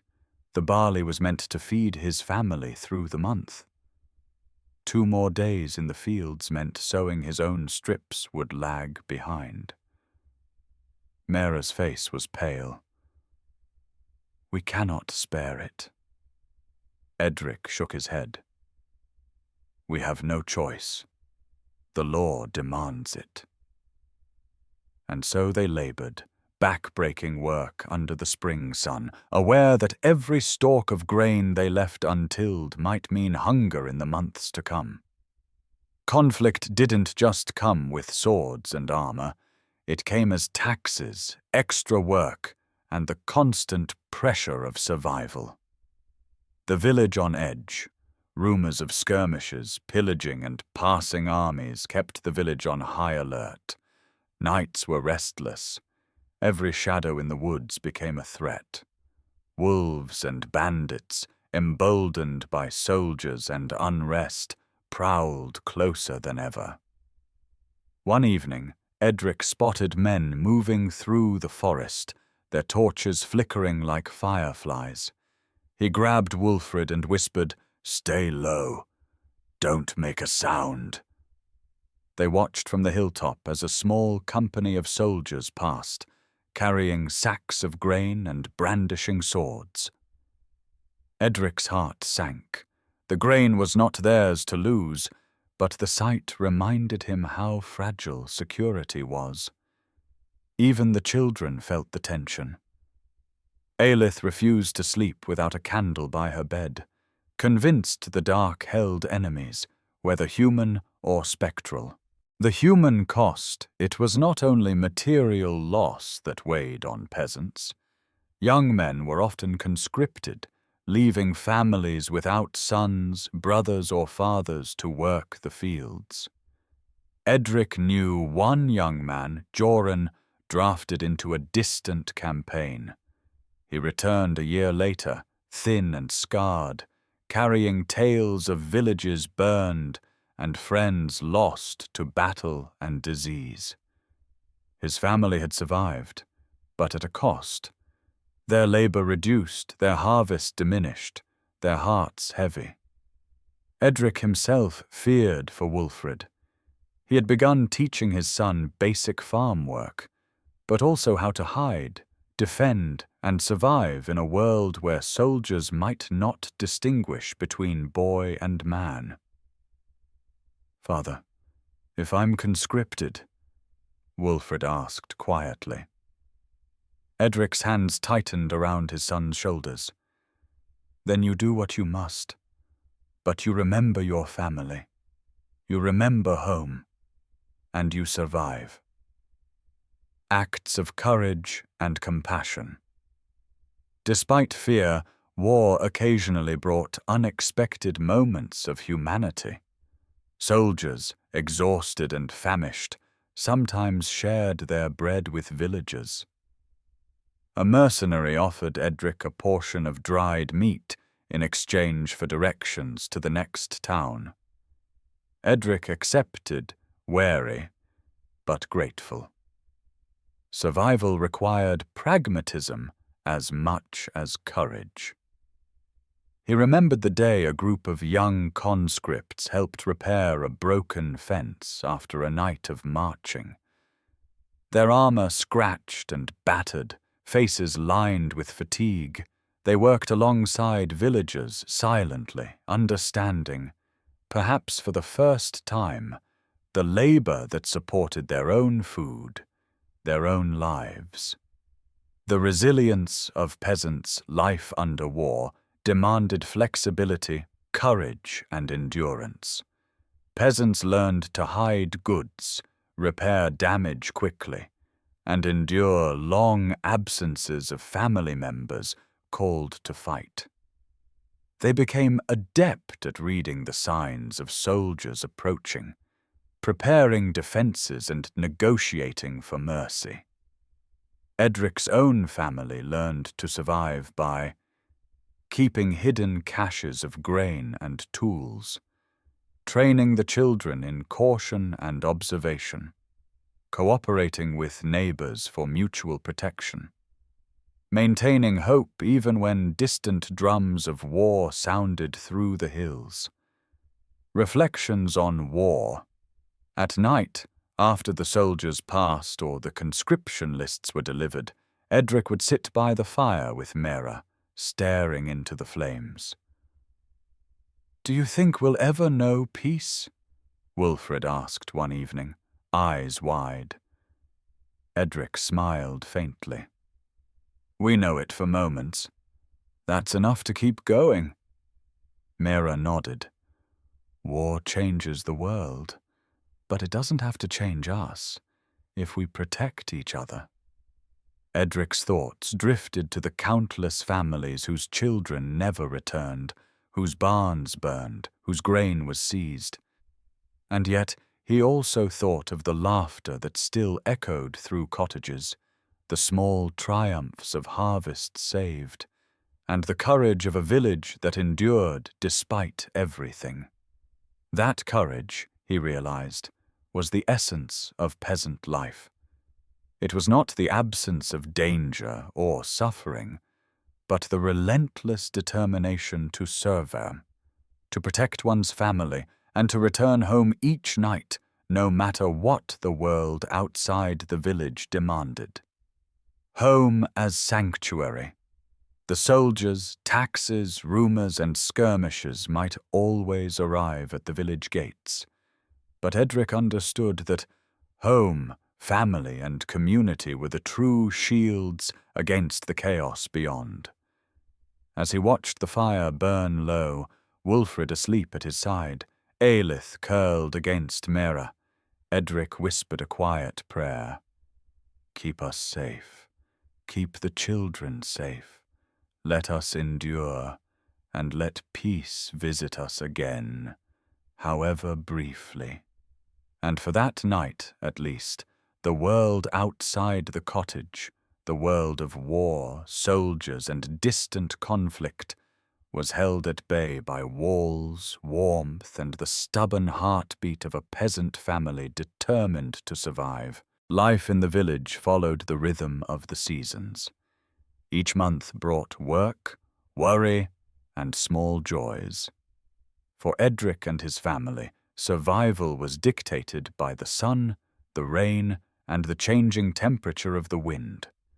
But amidst toil, the year's cycle also brought celebration, laughter, and the comfort of shared tradition. Spring, planting and hope. Spring arrived slowly, with mud-clogged roads, wet fields, and the sharp scent of thawing earth. The ground was soft, forgiving, but fleetingly so. Seeds had to go in before the rains washed them away, before frost lingered too long. One morning, Edric trudged through the fields, sleeves rolled, spade in hand. Wulfred stumbled beside him, carrying a basket of seeds. Aelith clutched a tiny wooden rake, trying to imitate her father. "Careful," Edric warned, patting her head. "You'll scatter the seeds more than you plant them." Mera, coming from the cottage with a pitcher of water, chuckled. "At least she's enthusiastic." Edric grunted. "Enthusiasm doesn't grow food." By mid-morning, the ground was dotted with neat rows of barley, peas, and turnips. The sweat on Edric's brow was welcome. It meant life was beginning again, despite the harsh winter that had left their stores thin. Spring also brought superstition. Villagers whispered that planting on the wrong day could ruin the crop. Oswin, ever dramatic, declared that a crow landing on your furrow meant the soil was cursed. Edric rolled his eyes but offered a small nod to the old wisdom, scattering a handful of salt along the rows just in case. Summer, harvest and heat. Summer was relentless. The sun beat down as peasants worked from dawn to dusk. Fields of wheat turned golden, the scent of ripening crops heavy in the air. One afternoon, Edric paused to rest, wiping sweat from his brow, and watched Wulfred chase a grasshopper across the field. "Try to catch it," Edric said. "It's the only prey you'll get today without a net." Wulfred laughed, leaping and swiping at the insect. Even in the middle of hard labor, small joys persisted. Laughter, teasing, and occasional river swims when work allowed.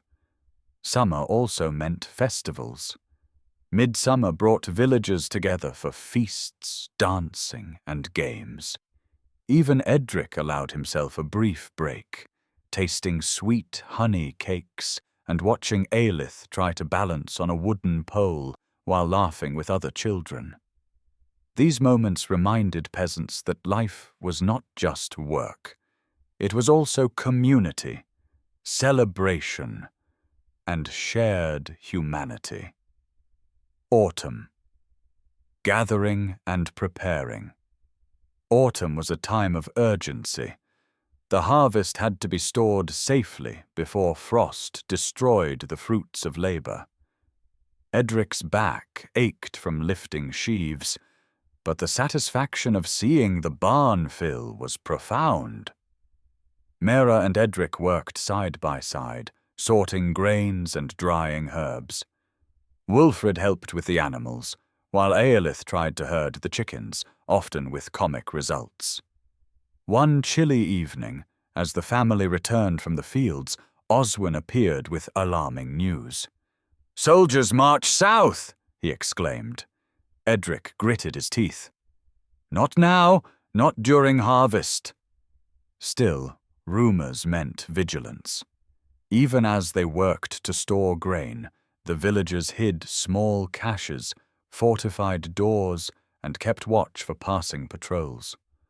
Autumn combined joy with tension, celebration of survival, and the constant reminder of vulnerability.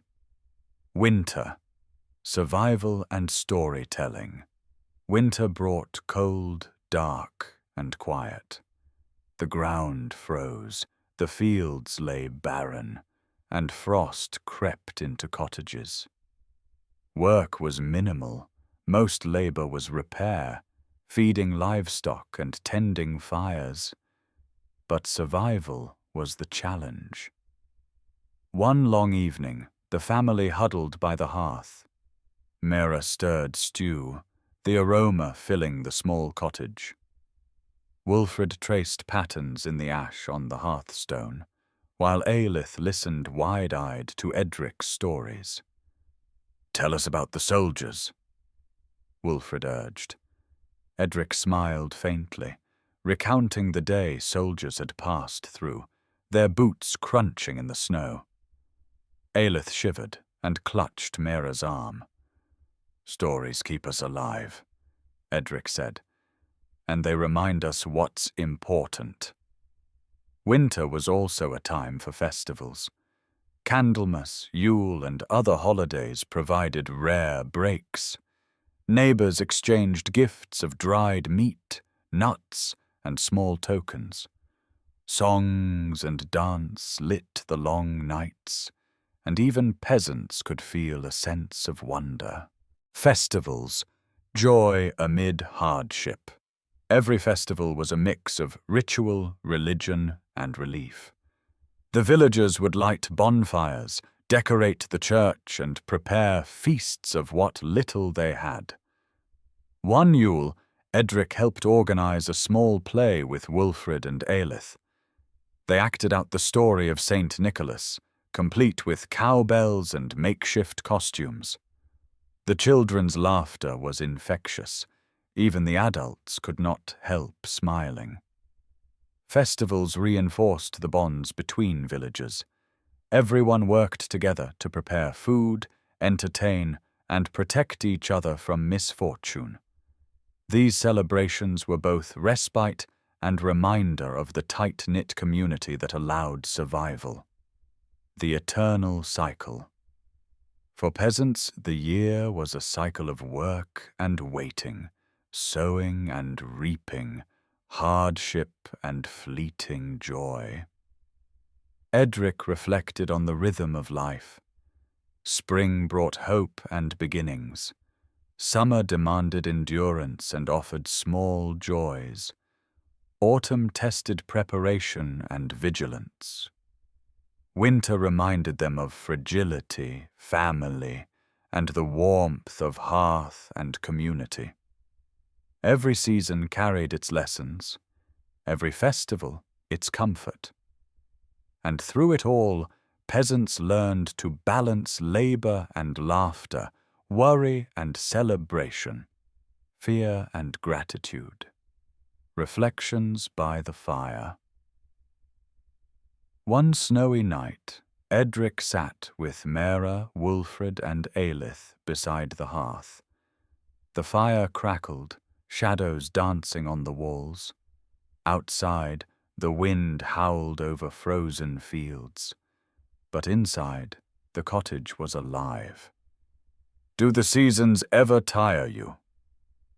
Wulfred asked. Edric thought for a moment. "They tire the body," he said. "But the seasons also teach us. They teach patience, endurance, and the value of work, and of rest. Mera smiled, placing a hand on his shoulder. And they remind us to celebrate what we have, however little. Edric nodded, looking at his children's bright, sleepy faces. No matter the frost, the labor, the dangers outside, the cycle of the year continued, and with it, the quiet triumphs of survival, family, and community. Life rolled onward, season by season, festival by festival, in a rhythm as old as the earth itself.